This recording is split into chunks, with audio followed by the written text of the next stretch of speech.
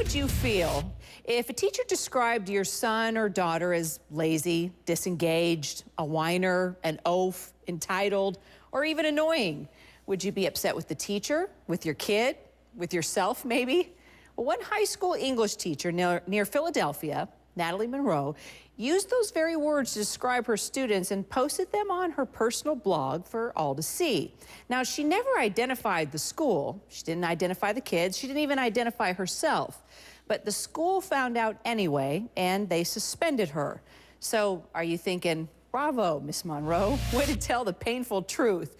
Or do you think that she could have picked maybe a more private, less snarky way to express herself? Well, Natalie is with us this morning, and so is her attorney, Rovner. They join us from Philadelphia. And Natalie, let me ask you, why did you write these things on your blog? Was this a way to just vent, or were you frustrated and hoping somehow this would send out a message to these kids? I was just writing for my friends and for myself. It was a personal blog. It was a way to keep in touch with my friends.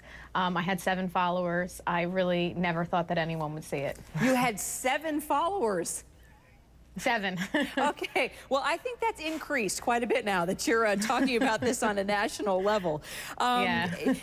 And let me just, you know, I mentioned some of the words that you use to describe your students, but I want to go into your fantasy report card. You actually wrote that if you had a chance to do the report cards for their parents to read, you would actually say things like this.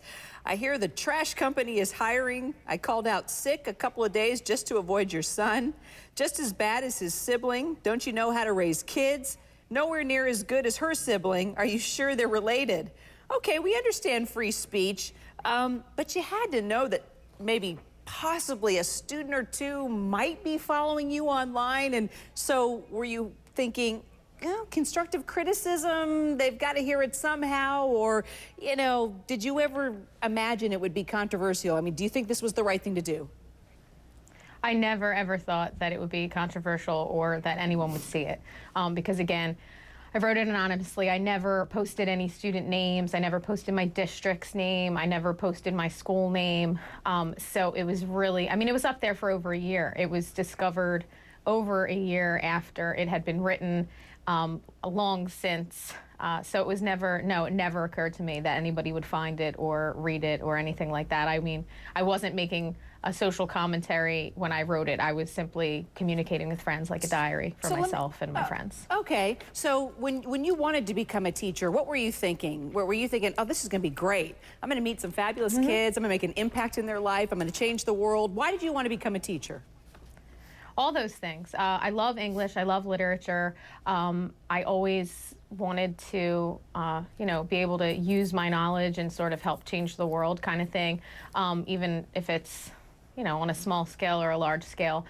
So I was very enthusiastic to become a teacher. I remember, you know, 5 years ago when I got my own classroom, how exciting it was to go in the summer and set things up. And that was my intention. For the whole time. So that has never changed. No, so you still feel that way. That's still what you would like to do. I had no plans for a career change. This kind of blindsided me. So yeah. Now you seem very young. How long have you been teaching? How many years? This is my 5th year. Okay, you have only been teaching for 5 years and you already feel this way. Is it really that bad? Are these kids really that out of control? Some days are better than others, and some students are better than others. But there is a problem in this you know, education system. So yeah, I think some of them are that bad.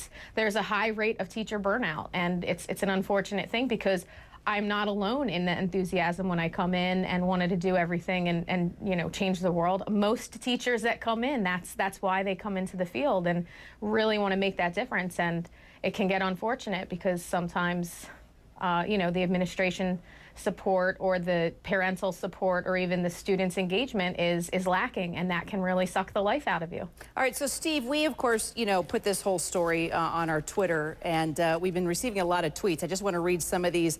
You know, this is what various people are saying. She should be promoted. Students these days need a good kick in the pants repeatedly. This one says, well, as a teen myself, I understand what she's saying, but she should know better than to say it out loud. Not all teens are like that. This one writes in, if she mentioned names or if she did not mention names or where she works, people need to leave her alone. We all need to vent about our jobs. We all get frustrated. This one says she should stay. It's her personal blog, and she's probably spot on. I've heard nuns say worse things while using a paddle. And then this person writes in, I'm sure that teaching is tough, but offensive comments are best kept between girlfriends and not a public forum. Now, I got to say, most of our tweets are for Natalie, saying, yes, our kids need discipline. They need a wake-up call. They're too entitled. They're spoiled. They're a pain in the butt. What's your next move, Steve? Are you sort of waiting to see what happens here? And do you have a case? Well, we definitely have a case. I mean, the school district that is basically censoring Natalie for her free speech. You know, she has struck a nerve, though, with education, and we've received overwhelming support from educators all over that say this is a problem facing America today. And Natalie was honest and open and spoke what they wanted to say and they can't say in their school district. So not only do we have a free speech case, a constitutional claim against the school district for the action that we're waiting to see what they ultimately do with it, but we also have, we've struck a nerve in education. And Natalie, you point that out too. You say if this scandal opens the door for a conversation, then let that conversation begin. Well, we sure hope you keep us updated, because you have definitely said a lot of things that a lot of teachers feel and they don't say. And, you know, more people have to take responsibility for their children, that is for sure.